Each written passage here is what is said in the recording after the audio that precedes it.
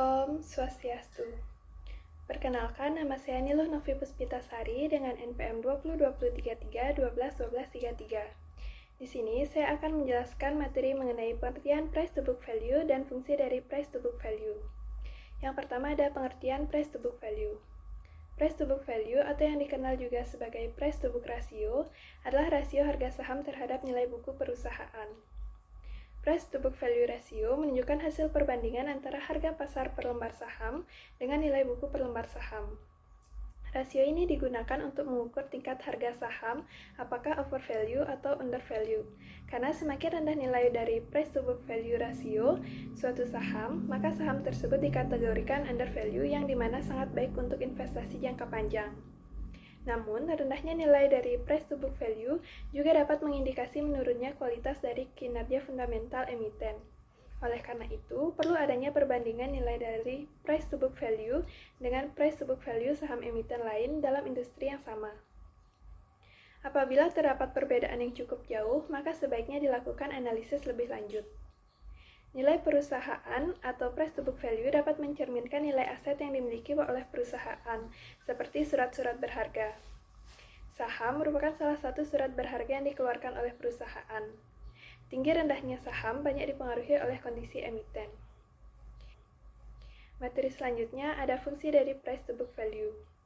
Ada dua hal yang menjadi fungsi dari price to book value, yaitu yang pertama, untuk melihat apakah saham saat ini sudah diperdagangkan di harga yang mahal, murah, atau wajar menurut rata-rata historisnya, dan yang kedua, untuk menentukan mahal atau murahnya sebuah saham saat ini berdasarkan perkiraan harga wajar untuk periode 1 tahun mendatang. Fungsi lain dari price to book value yaitu yang pertama, menilai saham. Yang kedua, membandingkan harga saham real time dengan book value per share atau nilai buku per lembar saham. Yang ketiga, melihat potensi dan risiko suatu emiten di masa depan. Dan yang keempat, melihat penilaian investor pada evaluasi perusahaan. Sekian yang dapat saya sampaikan, materi selanjutnya akan dijelaskan oleh teman saya. Terima kasih. Terima kasih atas waktu yang telah diberikan kepada saya. Sebelumnya, perkenalkan nama saya Nika Yeni Suryani dengan NPM terakhir 194. Di sini saya akan melanjutkan presentasi dari teman saya dengan materi komponen pengukuran PBF. Ada dua komponen pengukuran PBF. Yang pertama, harga pasar saham atau market price. Harga pasar saham adalah harga dari suatu saham dari pasar yang sedang berlangsung. Adapun ketika pasar telah ditutup, maka harga pasar saham adalah harga penutupannya atau closing price. Menurut Tan Delilin, harga saham adalah harga saham di pasar saham yang merupakan cerminan dari nilai pasar. Yang kedua, nilai buku atau book value. Nilai buku per lembar saham adalah aktiva bersih atau net asset yang dimiliki oleh pemegang saham dengan memiliki satu lembar saham. Aktiva bersih. Aktiva bersih adalah sama dengan total ekuitas pemegang saham. Nilai buku adalah istilah akuntansi yang menunjukkan bagian dari perusahaan yang dimiliki oleh pemegang saham. Atau kata lain, nilai buku adalah total aset berwujud perusahaan dikurangi dengan total liabilitasnya. Baik untuk materi selanjutnya, yaitu perhitungan price to book value atau PBF. Menurut Jitman, price to book value dirumuskan sebagai berikut. Yang pertama, book value sama dengan nilai ekuitas dibagi jumlah lembar saham yang beredar. Sedangkan price to book value ratio sama dengan harga saham per lembar saham dibagi nilai buku per lembar saham.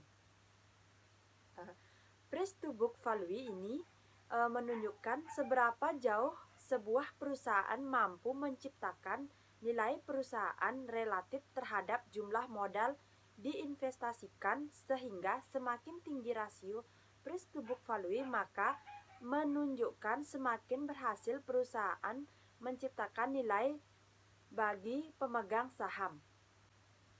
Selanjutnya, terdapat 3 kemungkinan nilai PBF, yaitu sama dengan 1, kurang dari 1, dan lebih dari 1. Semakin tinggi PBF sebuah perusahaan, semakin mahal harga saham perusahaan tersebut. Sebaliknya, semakin rendah PBF sebuah perusahaan, maka murah harga saham perusahaan tersebut. Selanjutnya, PBF sama dengan 1 menunjukkan bahwa harga saham perusahaan itu sama dengan nilai buku perusahaan. Dengan kata lain, harga saham perusahaan tersebut sangatlah wajar apabila hanya diteliti dengan PBF-nya. Yang ketiga, apabila PBF sama dengan 1, maka terdapat 2 kemungkinan saham perusahaan tersebut mahal atau overvalued atau murah undervalued. PBF lebih dari 1 menunjukkan bahwa harga saham sebuah perusahaan mahal karena lebih tinggi dibandingkan nilai bukunya. Sebaliknya, PBF kurang dari 1 menunjukkan bahwa harga saham sebuah perusahaan murah karena lebih rendah dibandingkan nilai bukunya. Baik, sekian presentasi dari saya. Untuk materi selanjutnya, saya serahkan kepada teman saya. Atas waktu, saya persilakan. Baik, materi selanjutnya akan saya lanjutkan, yaitu kelemahan dan keunggulan PBV. Yang pertama itu keunggulan PBV. Menurut Damoran, dalam Eva Eko Hidayati, price to book value mempunyai beberapa keunggulan sebagai berikut. Yang pertama, nilai buku mempunyai ukuran intuitif yang relatif stabil yang dapat diperbandingkan dengan harga pasar.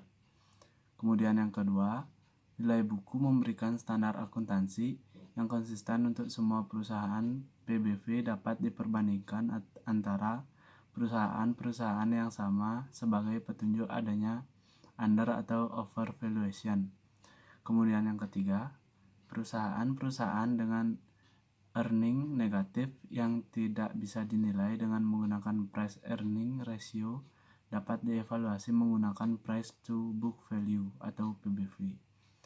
Kemudian adapun kelemahan dari PBV itu sendiri, yaitu yang pertama, nilai buku sangat dipengaruhi oleh kebijakan akuntansi yang diterapkan oleh perusahaan. Kemudian yang kedua, nilai buku mungkin tidak banyak arti bagi perusahaan berbasis teknologi dan jasa karena perusahaan-perusahaan tersebut tidak memiliki aset yang signifikan.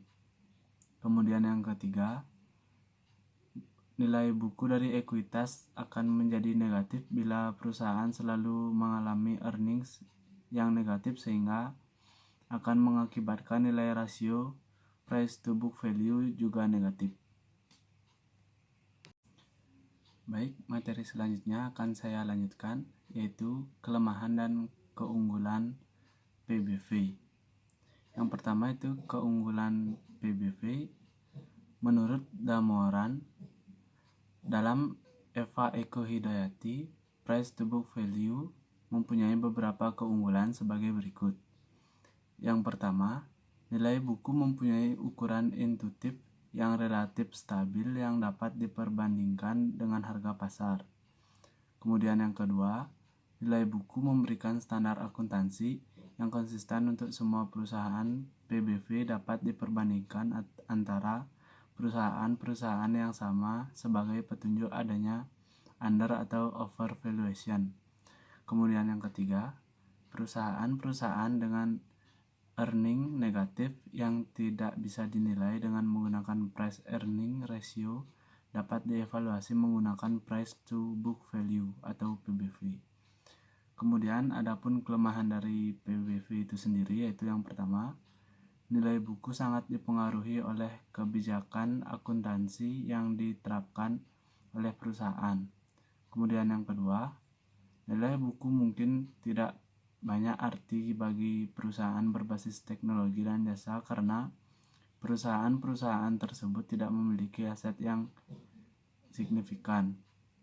Kemudian yang ketiga, nilai buku dari ekuitas akan menjadi negatif bila perusahaan selalu mengalami earnings yang negatif sehingga akan mengakibatkan nilai rasio price to book value juga negatif.